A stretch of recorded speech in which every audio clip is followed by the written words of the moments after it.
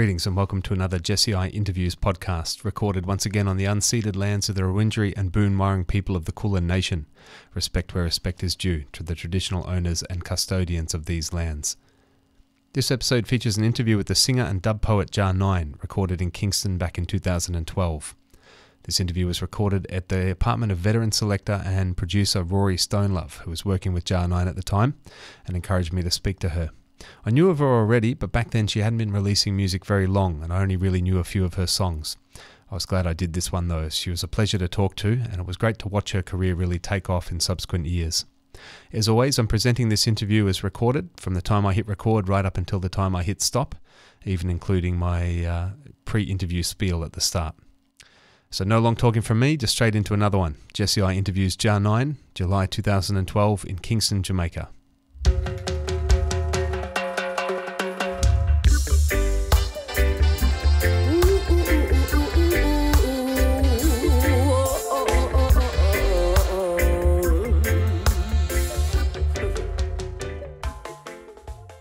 Start right at the beginning. So yeah, the program I do is called Babylon Burning. I've been on air for 15 years, mainly roots and culture, a little bit of dancehall, but not too much. Nice. Roots and culture is my first love, so can't stray too far. True. You don't mind if your hand's in the video? Better if it's not, but at the same time, it's better that I get the audio spot on. True. Doesn't matter. Do you want me to move? No, you stay right where you are. Okay. Okay. I wonder if that's too loud, those guys. Yes. Rory! Shh. Let me tell him. Okay.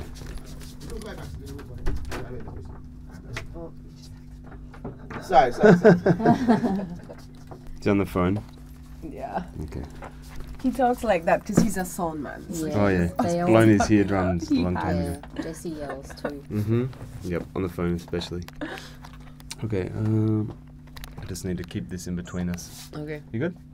Yeah, if you can move your hand away. This way? Yeah. Alright. It's got two mics like this, so I can actually hold it like this and look this both up. Okay. That's it. Okay. So what part of Kingston is this actually? This is Kingston 10. Kingston 10. Kingston Spring Road. Yeah. Was Kingston famous. 8. Isn't it Kingston 8? Kingston 10. Is this Kingston 10? Okay. Up down top ranking. Avenue. This is where it happened. This road. See when the ranking dread. That was me. Is that right? Yes. No. Alright, that's good. It was for art. That's good. Okay. So right now I'm in Kingston 10 in Jamaica with an artist by the name of Jah9. Thank you for joining us here on Babylon Burning. Thank you for having me. It's a pleasure. Yes, I always like to start with the beginnings of an artist. So if you can tell us where you were born, what life was like for you growing up. I was born in Falmouth, Trelawney. Well, that's where I grew up for the first 8 years of my life.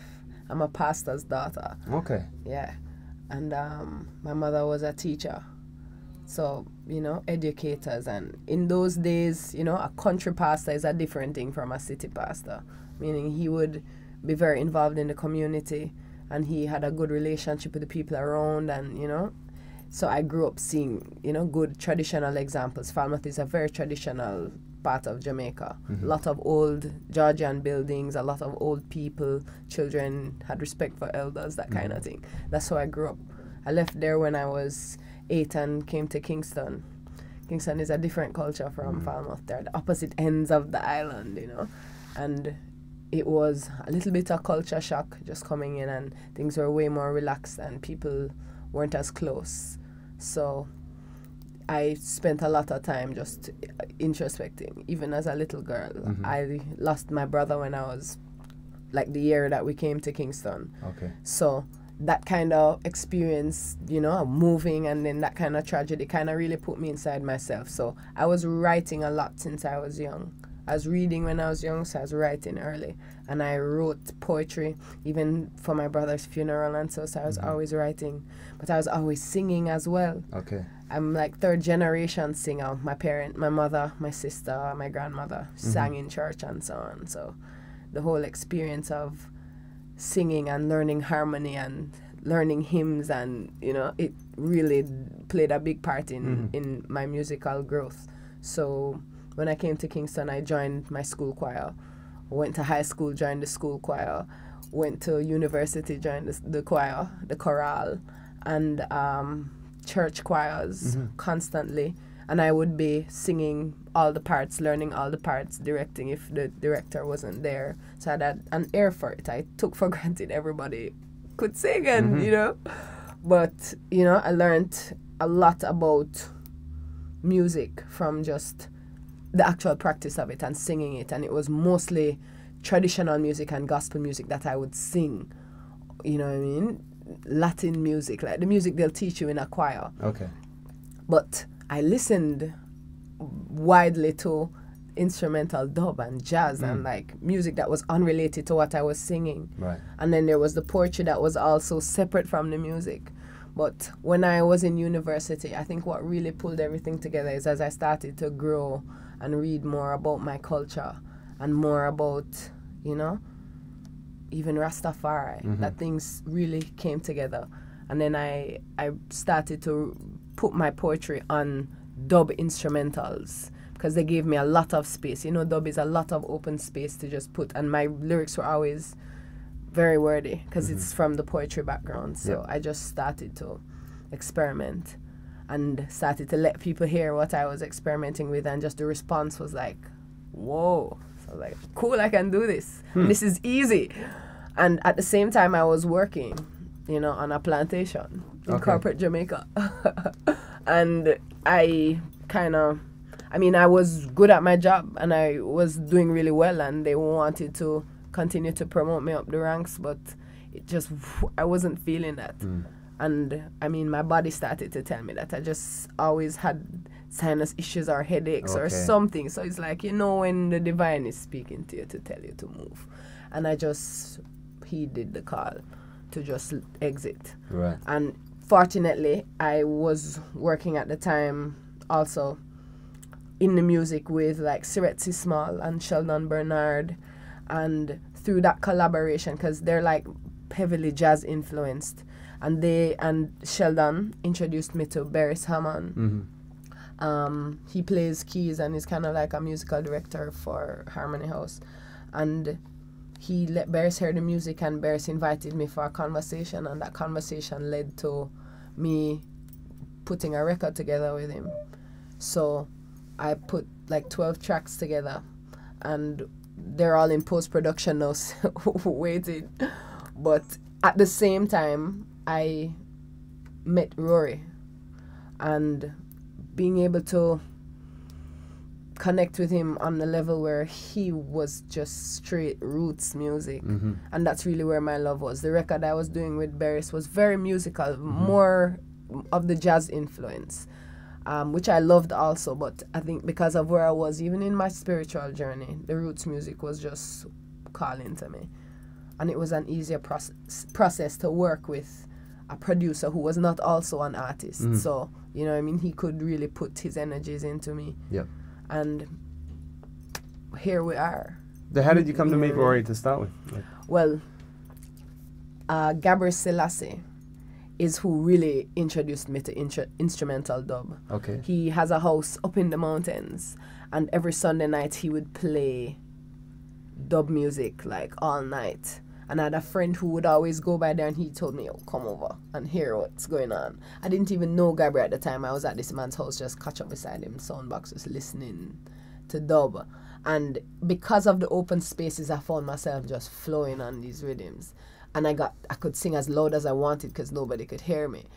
After a while, I just was like, yo, this is so easy. I really want to do this. It's so easy to express on this. And, you know, I kind of coined the phrase, the genre, jazz on dub, you know, because of the vocal style I was infusing into this dub music. And Gabriel, I eventually met him, and, you know, we had a nice little relationship. He heard the music and he was a real fan of it, and he knew Rory was looking for a female voice to go on one of his roots rhythms. That's Mr. Right, the first one that I did with him. Right. And he passed on a rhythm. I put that song to it. I came and met Rory, and, you know, when the song went through, he gave me so much love for that song. He was like, you know, he was really feeling it, and I was really liking the exchange. Like, he was really easy to work with. you never know what you're going to get when you hear about people who you know of, you know. But he was so humble and so willing to share in the process that it was easy. And after that, we were like, let's try another one. Mm-hmm. And we did another song, Inner Voice, which is a different kind of style, more upbeat, world beat type sound. And because it was so easy, and I was coming out of that experience at Harmony House where things take a lot of time and there's a process that, you know, you have to go through that is separate from the music. But here it was just the music, and we had a mutual love for it, and we had a way where it was easy to communicate what I wanted with him. So it just happened really quickly, and I said to him, hey, let's do 9 tracks. I want to do 9, and I have this thing where everything has to be 9. Where did the name Jah9 come from? Jah9 my name is actually Jah9, which is spelled Janine. But ever since I was younger, my uncle would call me Jah9 because of the spelling. And then it just took on its own significance over time as you learn about, you know, the significance of 9 and the significance of Jah. You see me? So, naturally. Well, speaking of the significance of Jah, I mean, it's a big transition from a pastor's daughter to Rastafari. You would think so. You would think so. But, you know, when you really look at Rastafari and the teachings of His Imperial Majesty was an Orthodox Christian.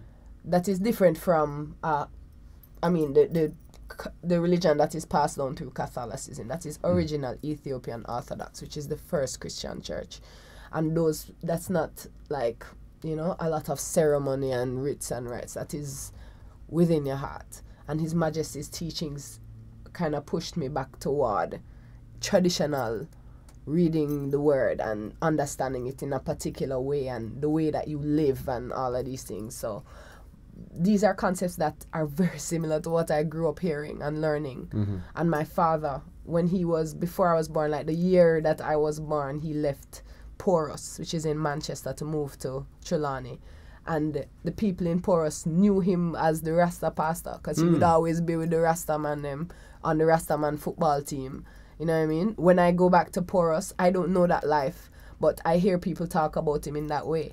And the books that he used to read, you know what I mean? So it's almost, and I mean, he has been the most supportive of my journey in this music and my journey toward even Rastafari. And because of the relationship I've had with him, I've been able to move, you know, further in my faith as a result of, you know, what I have learned. And if you're really true, like for those who are truly followers of Rastafari, they know who he is. And he is the Christ. He is the same Christ that is mentioned, that is spoken of, that the prophecy told us would return as a king. As the lamb first, shed blood and sacrifice, and return as king to gather the children, to gather Israel. Those are the teachings. Those are the same teachings of the word, you know. I mean, we're talking about it and it sounds like religion, but it's prophecy. It's just, you know, it's the reality. So putting it all together has been the journey of my life, has been the spiritual journey, and the music is a reflection of what is happening in my spirit. If you hear the music I'm making, it's not really so much commercial as it is reflective of the individual experience of life. Well, looking at roots and culture music and Rastafari music, actually, it seems like around the world people are crying out for more roots and culture reggae music. But here in Jamaica, you know, dancehall, 24 hours a day. It's true. And I think it's because, you know, they take it for granted. It's ours. And so you will always take for granted what you always have. And I think a lot of the time also it is that as much as it is ours, our young people aren't exposed to it. And there aren't a lot of avenues where you can go and hear this music.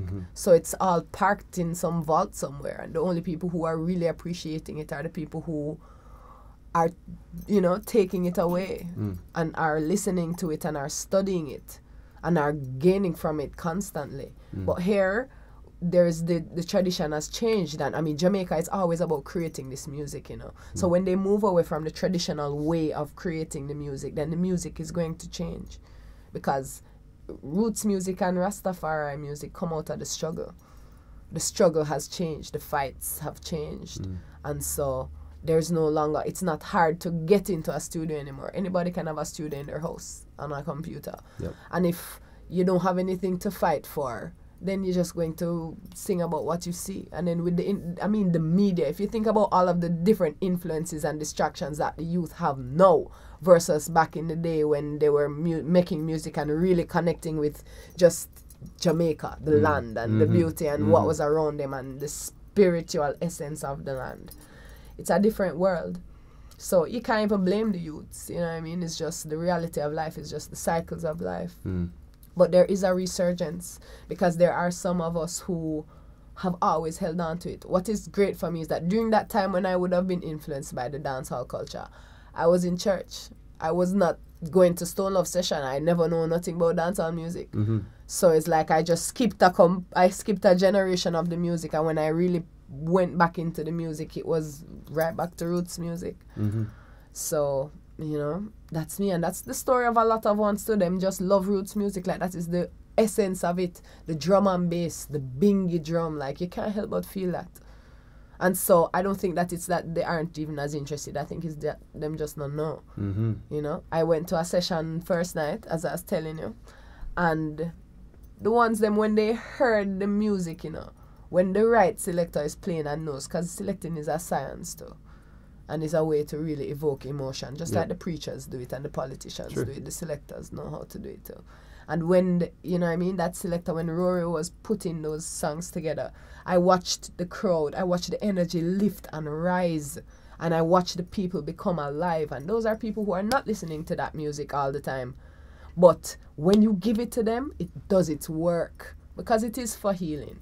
You know what I mean? Those are all people who probably are on their grind, their 9 to 5, and they come out and they want to just drink and feel nice. But those people were into the music. They weren't just into socializing, and that is how you know it's making an impact. And it wasn't the daggering, or it wasn't the hypersexuality of the dancehall culture either. It was people just really connecting with sound.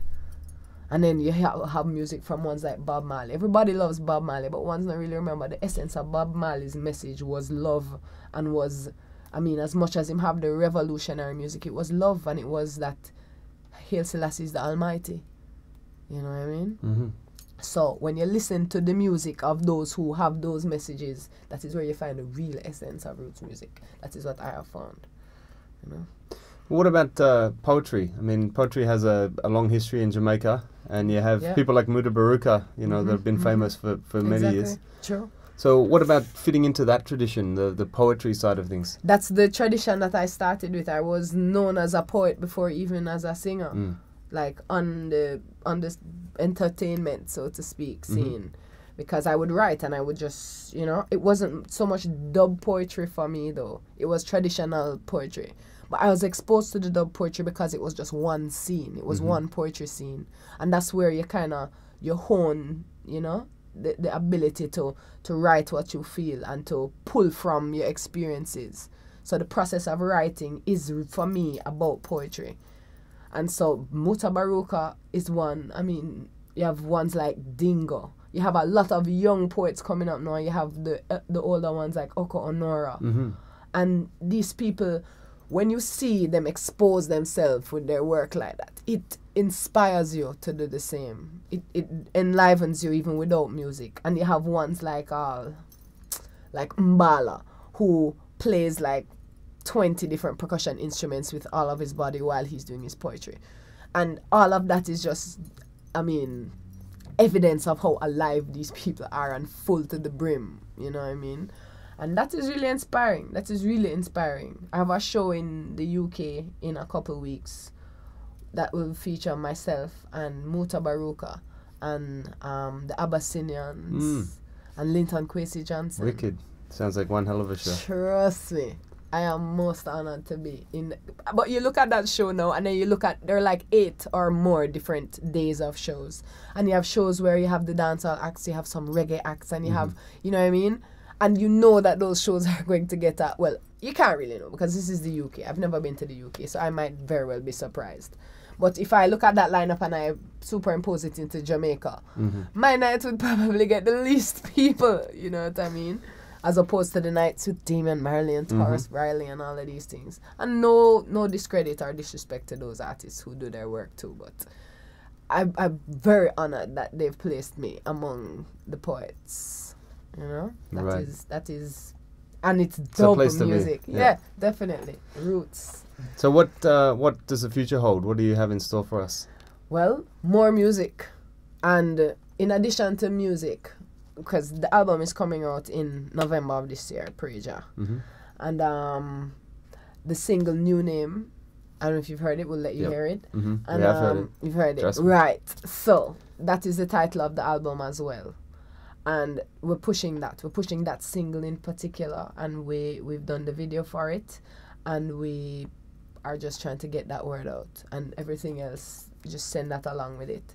And there's that record that will inevitably come out, maybe next year, maybe 5 years from now. Maybe I'll take it for myself and redo it, you know what I mean? But it's just making music. The creative process is happening all the time. You know what I mean? You go and you link with some other musicians, you sit and you reason and you steam in chalice, and inspiration just forward. So you just make a note of it, and you know, you humble yourself to the opportunities when they come. And at the same time, I do a lot of free work in this country. All the skills that I had in corporate Jamaica, I'm pretty much giving them away for free now. So I'm in the inner city communities and working with the youth, and I'm with this mixtape project that I did. It's kind of twofold, because I'm kind of collaborating with a publishing house that publishes books that have, for a long time, they were banned in Jamaica, but they've brought some of those books back, and books about culture and heritage and so on. And I've infused some quotes from some of the better authors, like His Imperial Majesty and Marcus Garvey and Walter Rodney, into the mixtape. So like the dub version you heard of Legitimate, I'd have Walter Rodney's speech, playing over it and so on, infused with some bits and pieces from songs, and so just to encourage the youth to read, because they're not going to read. So you give them a little snippet of, that's what the book is saying, maybe I should take it up, you know, whatever we can do, because literacy is a big issue. I also work with Manifesto Jamaica, which is a youth-led organization, and we're going into the inner city and all over Jamaica, specifically targeting youth, trying to, you know, use the arts to empower the youth and to kind of, all of these issues like violence mitigation, and I mean, we're just trying to get youths to express themselves, because at the root of it, it's just people just have all of this pent up inside of them, and if they don't find a positive and productive way to express this, it's going to be a destructive force. So myself and some other colleagues, you know, we started this organization, and we kind of, every year we put on a festival at the end of the year, and we have like advocacy initiatives through the year. So I'm a director, I'm responsible for advocacy, so I'm always keeping an eye out as to what's going on and what's going to affect and how we can collaborate with other organizations. So there's that work that I'm very much enthused about, as well as music, which is life, as well as yoga. I'm a yoga instructor too, and I'm really trying to spend some time on that. But right now, yoga has taken a backseat, like the teaching of it, to just finishing this record, and because I have to go on the road a bit. But the intention is to be on the road and bring all of these things that I'm doing as part of the package to kind of bring the message to the world, connect with the different Rastafari community around the world, and kind of just build and teach and grow, because we have to improve upon what our elders left for us. And Bob Marley set the foundation. Bob Marley and others like him set the foundation of work with your band, live music, respect musicians, rehearse every day, don't run out and don't know what you're doing, kind of thing. You know what I mean? Put the Most High first. And we have to take that now and bring it to the world and build it, the people. And let it not just be entertainment, but let it be presentations of information and education and love. You know what I mean? Because Rastafari is not necessarily about burning fire and, you know what I mean? Rastafari is liberation from all of those things. It's peace. That is the message that His Majesty brought. There was a time when it was, you know what I mean? There was a time when it was war, and if you say Rasta, your teeth get kicked out and your locks get cut off. But those elders who suffered through that in Coral Gardens and before that, I mean, it would be an insult to them if we were still struggling and fighting right now. because we are, I mean, people can wear locks for style now. You know what I mean? So for us right now, the important thing is just to express that love and the example of His Majesty. One other thing I wanted to ask, I mean, reggae music, dancehall music is a very male-dominated industry. Certainly in terms of performers, the females are very outnumbered, but even within the females performing, roots and culture artists are even smaller minority. So why aren't there more women singing roots and culture music? I know, I agree. Why aren't there more? I can only speak for myself, you know. Like, there's no, if I'm going to do music, it's going to be this kind of music. Certainly right now. Whatever I branch off into later on, who knows? But right now, I'm moving off of that inspiration. And that's the kind of music that has inspired me. I think, I mean, I can only assume that it's economics why other people do other things, because this is certainly not the most profitable way to approach a business. But you have to be true to yourself. That is the lesson of Jamaican musicians. Be true to yourself. That is how reward comes. And you are not and the industry is not going to reward me. It's the Most High going to reward me, because I'm not making no money yet. But I feel so blessed to be able to get up every morning and do what I love. You know what I mean? I've already won. I'm not waiting on a retirement settlement when I'm old and I can't enjoy it. You know what I mean? So it's a blessing to do roots and culture music, yeah. And it's male dominated, but you see, if you're in the dance, like in other genres, it may be hard for women. Like, I don't find it hard at all. Like, Rasta people are the warmest people in the world. I'm doing roots and culture music. People are embracing me everywhere I go. People are feeding me, and that is always great. It's wonderful. I tell food all the time. Good reasoning, enough herbs, enough, you know what I mean? Positive energy. So I think if you're going to be a woman, it's roots and culture really that going to help nurture you. You know what I mean? All right. Well, is there any message you'd like to wrap up for the people back in Australia? Boy, I hear enough things about Australia still. I am looking forward to being there and to experiencing it for myself. And I hear that I know that around the world there is the need for reggae music. I see how people of all nations respond to it. So I know that it is important, and I know that the work that I am doing, I am a servant and a vessel, and I don't expect that I'm coming to, you know, give anybody anything. I'm coming to learn as well and to share an experience. So I'm looking forward to sharing with Australia and, you know, seeing what our brothers and sisters on that side of the world really have to say about life. You know what I mean? Because if you love reggae music, you know, if you have that in common with anybody, then there are certain things you can almost take for granted, and that is that these people are moving toward the Most High within themselves. All right, Jah9, thank you for joining us here on Babylon Burning. Yes, I keep burning Babylon. Wicked. Nice one.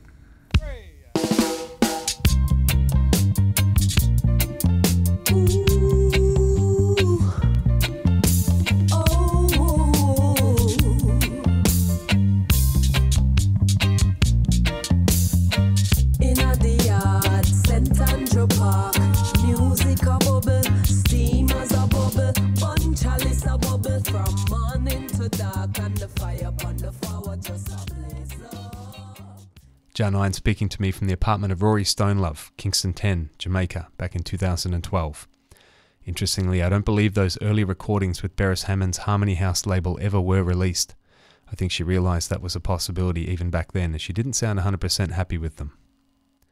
If you enjoyed this podcast and you feel like supporting it, please check out the Patreon link in the show notes. There's a range of Patreon options, and Patreon now supports sponsorship in Australian dollars, which may be of interest to my local listeners. If you're not in a position to become a patron but still want to support the thing, please leave me a positive review on whatever podcast app you use, and of course tell any other friends who might be big enough reggae fans in order to listen to this sort of stuff. On that note, big shout out to the Don Armageddon Time, the Real Generals Empress Irie and Ben Comerford, and me Idrins Todd Solomon, John from Champion Sound, and Tom Tanuki. Thanks for listening. More love, more life. Eyes every time.